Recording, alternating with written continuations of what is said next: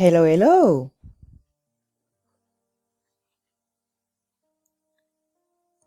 Ravi d'être encore avec vous.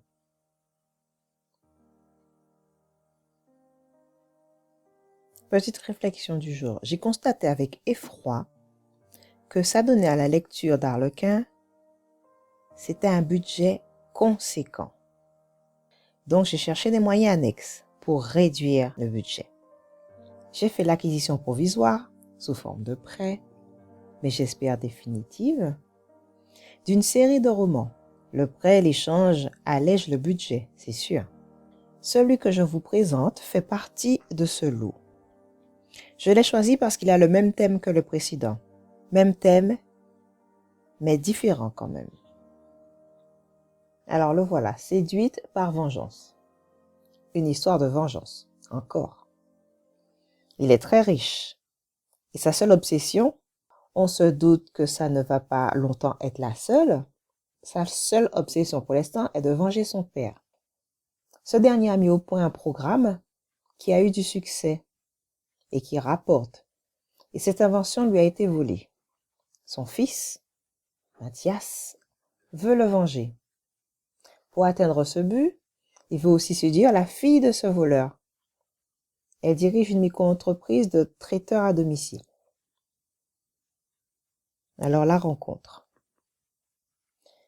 Lui, il a déjà vu en photo animée, en vidéo donc, des images prises à son insu. Il l'a trouvée attirante. Elle, en vis-à-vis, le trouve superbe. Ils ne sont jamais moches, chez Harlequin. Bref, cette rencontre est le fruit d'un improbable accident de voiture. Prêt à tout, Mathias décide d'exploiter cet événement pour se rapprocher d'elle et envisager un moyen de nuire encore plus à son père, en plus de le mener à la faillite. Pour couronner le tout, cette demoiselle est en défaut d'assurance. Elle lui est donc redevable d'une forte somme, car les réparations de la voiture de luxe sont onéreuses, très onéreuses. Et donc pour s'acquitter de sa dette, il lui propose de tenir le rôle de chef lors d'une réception chez lui. Contrainte, elle s'exécute.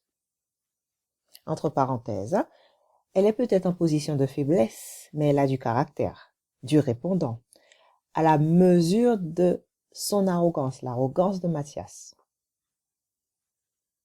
Mathias, lui, il est dur, on va dire, blasé. Blasé sur la nature humaine, il est très arrogant. Fermeture de la parenthèse.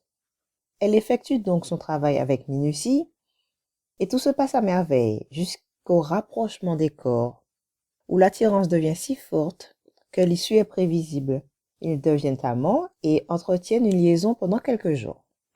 Mathias, persuadé qu'elle est la complice de son père, lui assène cette vérité et rompt avec elle. Jusque-là, elle se sentait renaître après sa dernière relation peu satisfaisante. Désormais, elle se sent trahie. En effet, le réveil est brutal, car elle découvre qu'au-delà de la passion, c'est la vengeance qui le motivait.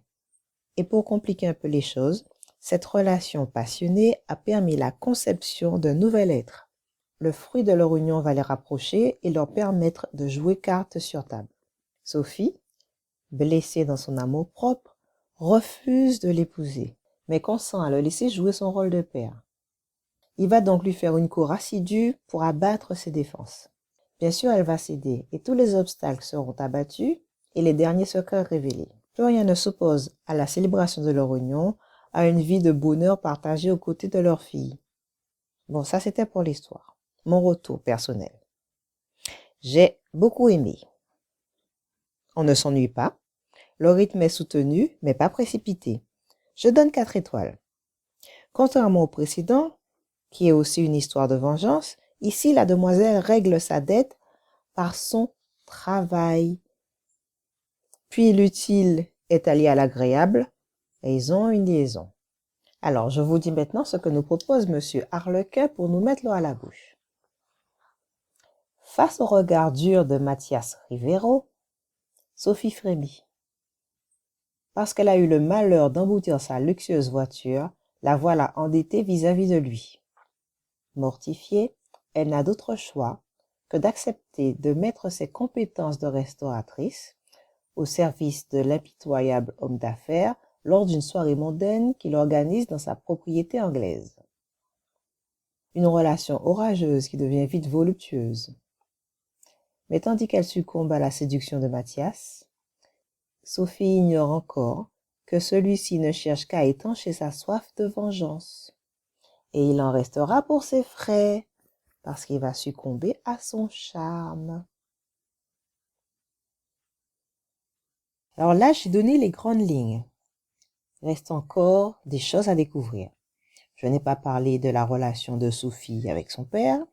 Je n'ai pas parlé de la relation de Sophie avec son frère. Je n'ai pas parlé de la jalousie naissante de Mathias vis-à-vis de son ami d'enfance, etc., etc., etc. Il est vrai que ce sont des éléments secondaires qui permettent, à un moment de l'histoire, de constituer le rôle des personnages principaux. Ils sont secondaires, mais apparaissent au premier plan pour des temps limités. Donc importants, comme j'aime à le dire. Il y a là moyen d'étoffer cette histoire. Mais 150 pages, c'est 150 pages. Si cette histoire vous a plu et vous souhaitez la dévorer en toute intimité, vous savez ce qu'il vous reste à faire. J'ai eu quelques commentaires de personnes qui souhaiteraient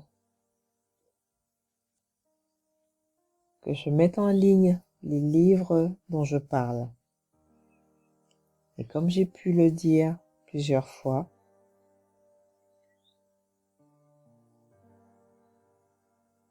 lire, s'enregistrer, lire est une chose. Faire des commentaires sur le livre en est une autre.